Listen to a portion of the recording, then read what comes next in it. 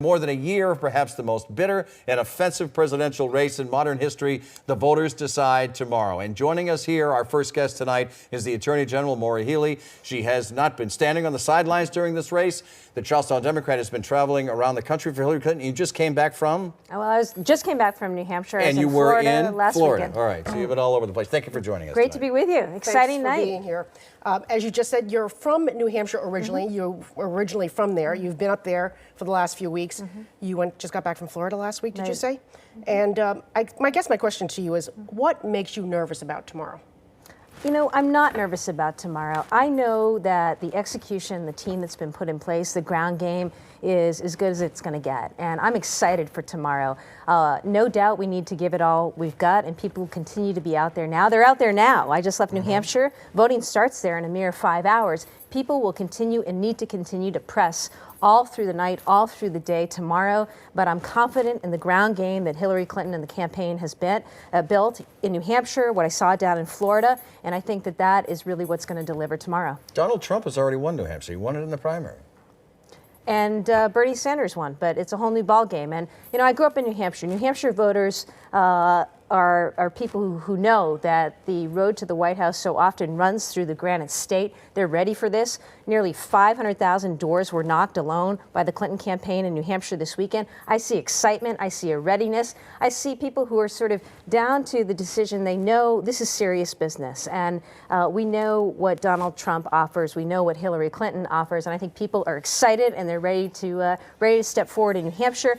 Already, though, so heartening to see in Massachusetts and around this country how many people who have already gone to the polls and voted. That's another good sign for Hillary Clinton. He may not have the ground game that she has. I think there's no question about that, but they talk a lot about a hidden vote. Do you suspect that there is a hidden vote for Donald Trump either in New Hampshire or Florida, both places you've been? I don't know how to measure that. I do know that he's got a vocal group of supporters out there, but I think, you know, at the end of the day, what people are going to do when they walk into their box, what I hope they do when they walk into the box is think about the future of this country, think about life for their kids, and think about how it would be to have a Donald Trump like that in the White House. Imagine his own staff took away his Twitter feed this weekend. Can you imagine him being responsible with the nuclear codes? Although they deny it publicly. Let's talk about going on here in Massachusetts. We're not electing a governor. We're not electing a United States senator.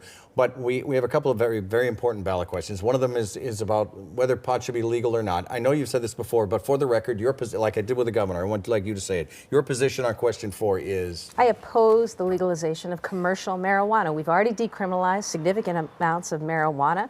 We've already established medical marijuana. Let's make that work. No need to legalize commercial marijuana for a billion-dollar industry, particularly given the effect it's going to have on kids and the growth of the edible market. If it does pass, what does the Cannabis Commission have to do to make it work? That's something that that people will have to evaluate. I think let's take it step by step. But my ask and my call to the voters, particularly parents out there tonight, is remember we've decriminalized. Remember we have medical marijuana, and take a look at what's happened in Colorado.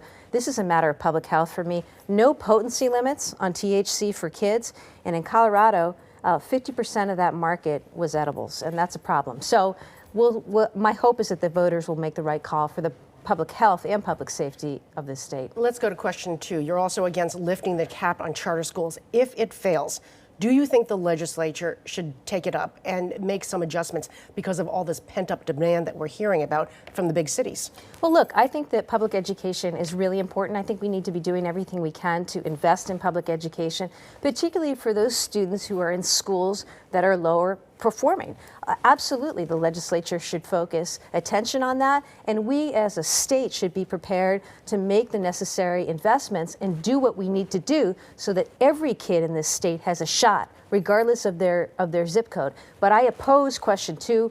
Charter schools, while I support them, are not intended to be a substitute. They're intended to be a supplement. We need to do everything we can to support our traditional public schools and support public education for kids, which is really the leveling, I think, in the way that we ensure opportunity for all kids in the state. And I hope that people take that seriously. Maura Healey, thank you for joining us. The Attorney